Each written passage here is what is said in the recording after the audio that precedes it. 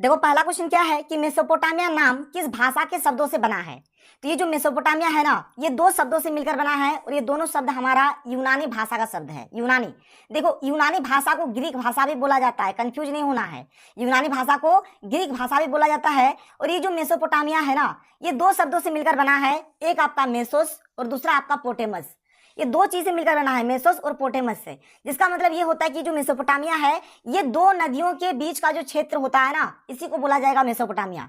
और ये दो नदियां कौन कौन से है, ठीक है, जिसके बीचों बीच ये मेसोपोटामिया का सभ्यता हमारा विकसित हुआ है। तो एक नदी है हमारा दजला और दूसरा नदी है हमारा फरात। याद रखना, मेसोपोटामिया का जो सभ्यता है ये दजला और फरात नदियों के मतलब बीचों बीच विकसित हुआ है, कोई दिक्कत नहीं है। और ये जो मेसोपोटामिया जो बना है मेसोस और पोटेमस से बना है, जो हमारा यूनानी भाषा या फिर ग्रीक भाषा का शब्द है। ये सब चीज याद रखना, ये सब चीज याद रखना। आगे चलो, आगे देखो, अगला क्वेश्चन देखते हैं। अगला क्वेश्चन हमारे पास क्या है, क्वेश्चन नंबर 2 देख लो। क्वेश्चन नंबर 2 हमारे पास क्या है कि सिकंदर ने बेबीलोन को कब जीता। सिकंदर बेबीलोन को कब जीतता है, तो ये जीतता है बेबीलोन को 331 ईस्वी पूर्व, ठीक है, 331 ईस्वी पूर्व। तो 2 का सही उत्तर यहाँ पे क्या हो जाएगा, ऑप्शन नंबर बी हो जाएगा। 2 का क्या हो जाएगा यहाँ पर, ऑप्शन नंबर बी हो जाएगा। आगे चलो, आगे देखो अगला question, question number 3। Question number 3 देख लो भाई, बहुत ही इंपॉर्टेंट क्वेश्चन है कि दिनारियस क्या था। तो दिनारियस सिक्का था। दिनारियस क्या था, सिक्का था। किस चीज का, तो चांदी का सिक्का। 3 का सही उत्तर क्या हो जाएगा, ऑप्शन नंबर बी हो जाएगा, चांदी का सिक्का। याद रखना, दिनारियस क्या था, तो चांदी का सिक्का, सिल्वर कॉइन।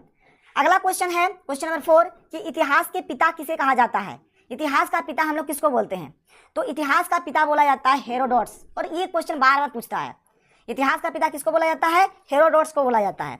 4 का सही उत्तर यहाँ पर ऑप्शन नंबर सी हो जाएगा, हेरोडोट्स हो जाएगा। क्वेश्चन नंबर 5 देखो कि रोमन साम्राज्य का प्रथम सम्राट कौन था। तो रोमन साम्राज्य का जो प्रथम सम्राट था कौन था, अगस्टस। कौन था, अगस्टस। 5 का सही उत्तर क्या हो जाएगा, अगस्टस। और बोला जाता है कि अगस्टस के नाम से ही अगस्त महीना पड़ा है, अगस्त महीना पड़ा है। और जूलियस सीजर के नाम से जुलाई महीना पड़ा है। ये सब आपको याद रखना है, ये सब आपको याद रखना है। तो रोमन साम्राज्य का प्रथम सम्राट कौन है, तो यहाँ पर अगस्टस हो जाएगा। 5 का सही उत्तर ऑप्शन नंबर ए हो जाएगा। आगे देख लो अगला क्वेश्चन, क्वेश्चन नंबर 6 क्या है कि पहाड़ी की चोटी पर बसे गांव को क्या कहते हैं। तो पहाड़ी की चोटी पर बसे गांव को बोला जाता है कैस्टेला। क्या बोला जाता है, कैस्टेला। 6 का सही उत्तर क्या हो जाएगा, ऑप्शन नंबर बी हो जाएगा। 6 का क्या हो जाएगा यहाँ पर, ऑप्शन नंबर बी हो जाएगा। क्वेश्चन नंबर 7 देख लो। क्वेश्चन नंबर 7 क्या है, इकाइट्स से क्या तात्पर्य है, तो इसका मतलब होता है अश्वारोही। क्या होता है इसका मतलब, इसका मतलब होता है अश्वारोही, ठीक है। क्वेश्चन नंबर 8 देखो। क्वेश्चन नंबर 8 हमारे पास है कि रोमन साम्राज्य में गणतंत्र का काल कब से कब तक चला था। तो गणतंत्र का काल चला था हमारा 509 ईसा पूर्व से 27 ईसा पूर्व तक। ये हो जाएगा, ये हो जाएगा। 8 का सही उत्तर ऑप्शन नंबर क्या हो जाएगा, ए हो जाएगा। 8 का ए हो गया। क्वेश्चन नंबर 9 देखो क्या है, क्वेश्चन नंबर 9 क्या है, गृह युद्ध से क्या तात्पर्य है। देखो गृह युद्ध मैंने, देखो क्या है, गृह युद्ध मैंने होता है घर घर में लड़ाई, समझो, मतलब देश के भीतर का जो लड़ाई होगा, देश के अंदर में ही जो लड़ाई होगा, आपसी जो लड़ाई होगा, उसी को क्या बोला जाएगा, गृह युद्ध बोलेंगे, ठीक है। मतलब यहाँ पर 9 का सही उत्तर ऑप्शन बी हो जाएगा कि अपने ही देश में सत्ता प्राप्ति के लिए सशस्त्र संघर्ष जो होगा, मतलब अपने देश के अंदर ही होगा, अपने देश के भीतर ही जो लड़ाई होता है, इसी को बोला जाएगा गृह युद्ध। तो 9 का सही उत्तर यहाँ पर ऑप्शन नंबर बी हो जाएगा। 9 का क्या हो जाएगा, ऑप्शन नंबर बी हो जाएगा। क्वेश्चन नंबर 10 देख लो। क्वेश्चन नंबर 10, क्वेश्चन नंबर 10 है कि बर्बर शब्द किस भाषा से उत्पन्न हुआ है। तो बर्बर का यहाँ पर ये जो है ना, ये यूनानी भाषा से उत्पन्न हुआ। यूनानी भाषा को हम लोग ग्रीक भाषा भी बोलते हैं। तो मैक्सिमम आपका यूनानी भाषा, ग्रीक भाषा, यही सब आपका आंसर होता है। लैटिन भाषा, यही सब आपका आंसर होता है। तो 10 का यहाँ पर सही उत्तर क्या हो गया, यहाँ पर ऑप्शन नंबर सी हो गया। 10 का क्या हो गया, ऑप्शन नंबर सी हो गया। आगे चलो क्वेश्चन नंबर 11 देख लो। क्वेश्चन नंबर 11 देखो क्या है कि जर्मन शब्द फ्यूड का अर्थ क्या है। फ्यूड माने क्या होता है, तो फ्यूड माने होता है भूमि का टुकड़ा। भूमि का क्या टुकड़ा, एक भूमि का टुकड़ा, इसी को फ्यूड के नाम से जाना जाता है। आगे है क्वेश्चन नंबर 12 कि क्या है, यावावर मूलतः थे। यावावर कौन थे भाई, यावावर कौन थे, तो ये लोग घुमक्कड़ थे। घुमक्कड़ माने जैसे गुलगुलिया नहीं होता है, गुलगुलिया जिसको बोलेंगे, खानाबदोश जिसको बोल सकते हैं, घुमक्कड़, ये मतलब एक स्थान से दूसरे स्थान तक घूमते रहते हैं। खानाबदोश एक जगह पे कभी नहीं टिकता, गुलगुलिया लोग एक जगह पे नहीं टिकेगा, आज यहाँ है तो कल कहाँ रहेगा पता नहीं, ठीक है। तो वही बात है यहाँ पे। आगे देखो अगला क्वेश्चन क्या है, क्वेश्चन नंबर 13। क्वेश्चन नंबर 13 की चंगेज खां की मृत्यु कब हुई थी। तो चंगेज खां का जो मृत्यु हुआ है कब हुआ है, तो 1227 ईस्वी, ठीक है, 1227 एडी। ये हो जाएगा इसका करेक्ट आंसर। क्वेश्चन नंबर 14 देखो क्या है, मेसोपोटामिया में इनाना किसकी देवी थी। तो इनाना प्रेम और युद्ध की देवी, ठीक है। इनाना जो है या फिर देवी इन्ननी भी बोला जाता है, इन्ननी भी बोला जाता है, इनाना भी बोला जाता है, कंफ्यूज नहीं होना है। तो ये प्रेम एवं युद्ध की देवी थी। और चंद्रमा का जो देवी है उर देवता, उर देवता चंद्रमा के लिए कौन सा था, तो उर देवता था, याद रखना आप लोग। यही दो चीज पूछा जाता है, प्रेम और युद्ध की देवी तो देवी इन्ननी या फिर देवी इन्नना, और चंद्रमा का जो देवता हो गया उर देवता। उर मतलब चंद्र देवता को उर देवता बोला जाता था। ठीक है, तो 14 का सही उत्तर यहाँ पर ऑप्शन नंबर ए हो जाएगा। 14 क्या हो जाएगा यहाँ पर, ए हो जाएगा। आगे चलो अगला क्वेश्चन देखो, अगला क्वेश्चन क्या है। अगला क्वेश्चन क्वेश्चन 15 है कि मेनर क्या होता था। मेनर, मेनर किसको बोला जाता है भाई, तो मेनर जो लॉर्ड का जो घर होता है, मतलब समझो मेनर माने घर, हाउस, लॉर्ड्स हाउस, लॉर्ड का जो घर होगा उसको मेनर बोला जाएगा। इसके बाद क्वेश्चन नंबर 16 देखो क्या है। क्वेश्चन नंबर 16 है कि मेसोपोटामिया सभ्यता की लिपि कैसी थी। तो इन लोगों का जो लिपि था ना, किलाकार लिपि, किलाकार लिपि बोलो, किलाकार लिपि या फिर किलाक्षर लिपि, जो भी बोलो बात एक ही हुआ। किलाकार लिपि या फिर किलाक्षर लिपि मतलब क्या हो गया कि इन लोग का जो लिपि था वो कील के आकार का था, इसलिए इसको किलाकार लिपि या फिर किलाक्षर लिपि बोला जाता था। और इन लोग मिट्टी की पट्टिकाओं पर लिखते थे, ये भी याद रखना। इन लोग क्या करते थे, मिट्टी की पट्टिकाओं पर इन लोग लिखते थे। किसमें लिखते थे, तो मिट्टी की पट्टिकाओं पर लिखते थे। अगला क्वेश्चन है कि टीथ क्या था। टीथ, दांत नहीं, ठीक है, टीथ क्या था, तो ये एक प्रकार का टैक्स था, एक प्रकार का कर था, कर यानी टैक्स, तो एक तरह का कर। ठीक है, 17 का सही उत्तर क्या हो जाएगा यहाँ पे, ऑप्शन नंबर ए हो जाएगा। एक तरह का कर बोलो, ठीक है, एक तरह का टैक्स बोलो, तो 17 का सही उत्तर यहाँ पर ऑप्शन नंबर ए हो जाएगा। आगे देख लो अगला क्वेश्चन, क्वेश्चन नंबर 18 क्या है। क्वेश्चन नंबर 18 है हमारे पास, क्वेश्चन नंबर 18 है कि फ्रांसीसी समाज में अभिजात वर्ग किस श्रेणी में सम्मिलित था। तो जो अभिजात वर्ग था ना, अभिजात वर्ग आपका द्वितीय वर्ग में था, द्वितीय वर्ग में था। और जो पादरी लोग थे, ठीक है, ये लोग प्रथम वर्ग में थे, ये लोग प्रथम वर्ग में थे, याद रखना। 18 का सही उत्तर यहाँ पर ऑप्शन नंबर क्या हो जाएगा, बी हो जाएगा, ऑप्शन नंबर बी हो जाएगा। क्वेश्चन नंबर 19 देखो, क्वेश्चन नंबर 19 की वर्तमान में फ्रांस में किस प्रकार की सरकार है। वर्तमान समय में अगर देखा जाए तो फ्रांस में गणतंत्रीय सरकार है। कैसा है, गणतंत्रीय सरकार। Question number 20 one of the most important question है कि द लास्ट सपर चित्र किसने बनाया। तो ये जो चित्र है द लास्ट सपर, ये किसने बनाया था भाई, तो ये बनाया है हमारा लियोनार्दो दा विंची ने, लियोनार्दो दा विंची ने। और मोनालिसा किसने बनाया है, ये आप लोग नीचे कमेंट करके बता देना। मोनालिसा का चित्र किसने बनाया है, आप लोग नीचे कमेंट करके बता देना। द लास्ट सफर यहाँ पर लियोनार्दो दा विंची ने बनाया है, और मोनालिसा किसने, मोनालिसा वाला चित्र किसने बनाया है, ये आप लोग कमेंट करके बताना। आगे देखो, आगे देखो अगला क्वेश्चन, क्वेश्चन नंबर 21 कि ईसाई धर्म में ईस्टर से क्या आशय है। ईस्टर क्या किसको बोला जाता था, तो ईस्टर बोला जाता था इन लोगों का ईसा मसीह के पुनर्जीवित होने का जो प्रतीक है, इसी को ईस्टर बोला जाता है। 21 का सही उत्तर यहाँ पर ऑप्शन नंबर ए हो जाएगा। 21 का क्या हो गया, ए हो गया। क्वेश्चन नंबर 22 देखो, क्वेश्चन नंबर 22 एक बहुत ही अच्छा क्वेश्चन है कि the civilization of the Renaissance in Italy नामक पुस्तक की रचना किसने की। किसने किया था भाई, किसने किया था इस पुस्तक का रचना, तो बर्कहार्ट ने किया है। 22 का क्या हो जाएगा, ऑप्शन नंबर बी हो जाएगा, बर्कहार्ट इसका करेक्ट आंसर हो जाएगा। क्वेश्चन नंबर 23 देख लो, द प्रिंस नामक पुस्तक की रचना किसने की, तो द प्रिंस नामक पुस्तक के लेखक है यहाँ पे मैकियावेली। कौन है, मैकियावेली। 23 का सही उत्तर यहाँ पर ऑप्शन नंबर ए हो जाएगा। 23 का क्या हो जाएगा, ऑप्शन नंबर ए हो जाएगा।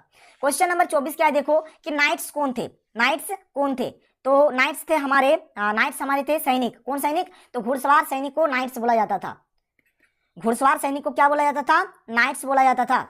आगे देखो, छापे खाने यानी कि प्रिंटिंग प्रेस का निर्माण किसने किया, तो गुटेनबर्ग, जिससे इसका नाम भी पड़ा था, इसके प्रिंटिंग प्रेस का नाम था गुटेनबर्ग प्रिंटिंग प्रेस। तो 25 का सही उत्तर क्या हो जाएगा, ऑप्शन नंबर बी हो जाएगा।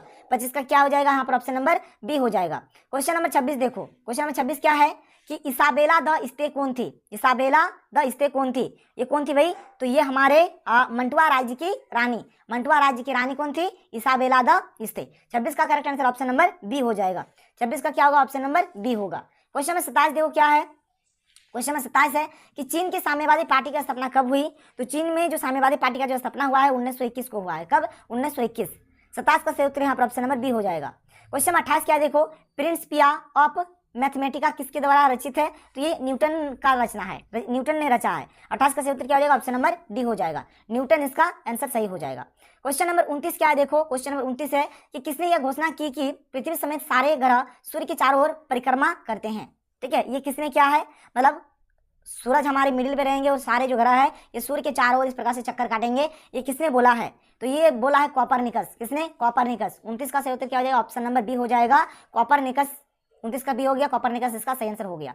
क्वेश्चन नंबर 30 देख लो, क्वेश्चन नंबर 30 है कि सोसाइटी ऑफ जीसस नामक संस्था किसने स्थापित की थी।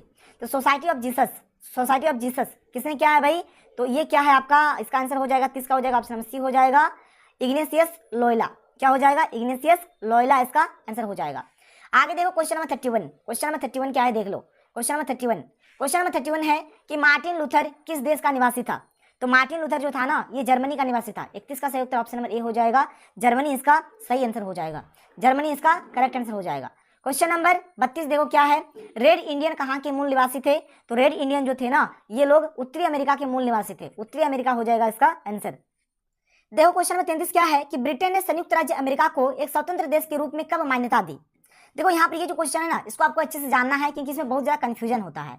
यहाँ पर देखो 3 डेट पे बहुत ज्यादा कंफ्यूजन होता है, एक आपका 1776, एक 1776, एक 1781 और एक 1783। ये 3 डेट में क्या क्या हुआ था, सबसे पहले आप लोग इस चीज को जान लो। देखो 1776 में क्या हुआ था, जो अमेरिका है, जो यूएसए है, इसने क्या करा है, इसने क्या करा है, इंग्लैंड के सामने यानी कि ब्रिटेन के सामने या फिर आप बोलो यूके के सामने, यूके के सामने क्या क्या है, यहाँ पर खुद के स्वतंत्रता का घोषणा किया है। तो आप देखना कहीं कहीं पर आपको या फिर गूगल वगैरह में मिल जाएगा कि अमेरिका कब स्वतंत्र हुआ था, तो कहीं पर लिखा हुआ मिलेगा आपको यहाँ पर कि 1776 को, क्योंकि अमेरिका ने 1776 को ही अपना स्वतंत्रता का घोषणा कर दिया था। ये बात अगर मैं बात करूं यहाँ पर 1781 का, तो 1781 में देखो यहाँ पर अमेरिका और ब्रिटेन का जो लड़ाई चल रहा था, तो अमेरिका क्रांतिकारी युद्ध जो हो रहा था, तो जब तक जो अमेरिका के जैसे अमेरिका के जो थे ना, कौन थे, जॉर्ज वाशिंगटन थे, और उधर इंग्लैंड की तरफ से थे कार्नवालिस। तो जब तक कार्नवालिस घुटना नहीं टेक देते हैं अमेरिका के सामने, मतलब समझो ना, जब तक इंग्लैंड अमेरिका के सामने घुटना नहीं टेकता था, तब तक ये लड़ाई खत्म नहीं हो रहा था। तो 1781 में क्या करता है, ब्रिटेन जो है ना, ब्रिटेन अमेरिका के सामने अपना घुटना टेक देते हैं, मतलब हार मान जाते हैं। और 1783 में क्या होता है, 1783 में होता है हमारा पेरिस संधि। क्या होता है, पेरिस संधि। और इसी पेरिस संधि में क्या होता है, जो यहाँ पर ब्रिटेन है, ब्रिटेन क्या करता है, अमेरिका को एक स्वतंत्र राष्ट्र घोषित कर देते हैं, मतलब एकदम ऑफिशियली तरीके से एकदम बोल देते हैं कि तुम एकदम आजाद हो गया।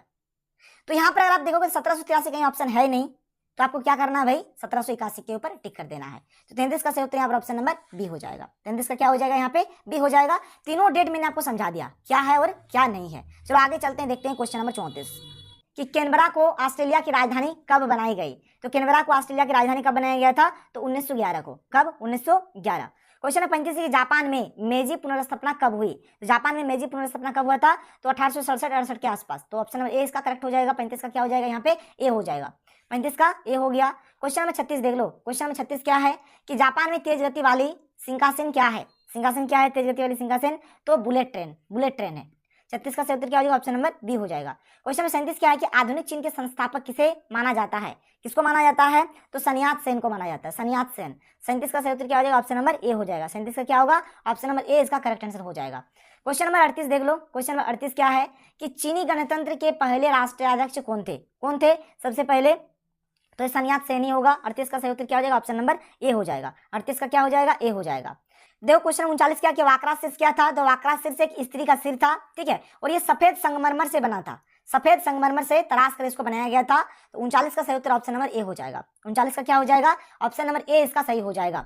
आगे देखो अगला क्वेश्चन, क्वेश्चन नंबर 40 जो कि हमारा लास्ट क्वेश्चन है। ये तभी मैंने आपको बता दिया कि मेसोपोटामिया किन दो नदियों के बीच की उपजाऊ भूमि को इंगित करता है? तो दजला एवं फ्रात। ऑप्शन नंबर बी हो जाएगा इसका सही। 40 का क्या हो गया, बी हो गया। तो फटाफट आप लोग ये सारे क्वेश्चन को कर लो। और देखो अगर आप क्लास 11th के स्टूडेंट हो तो मैंने आपको डिस्क्रिप्शन बॉक्स में एक व्हाट्सएप ग्रुप का लिंक दे दिया है, आप लोग वहां पर जुड़ जाना। तो चलो हम लोग मिलते हैं अगले वीडियो में। थैंक यू, जय हिंद।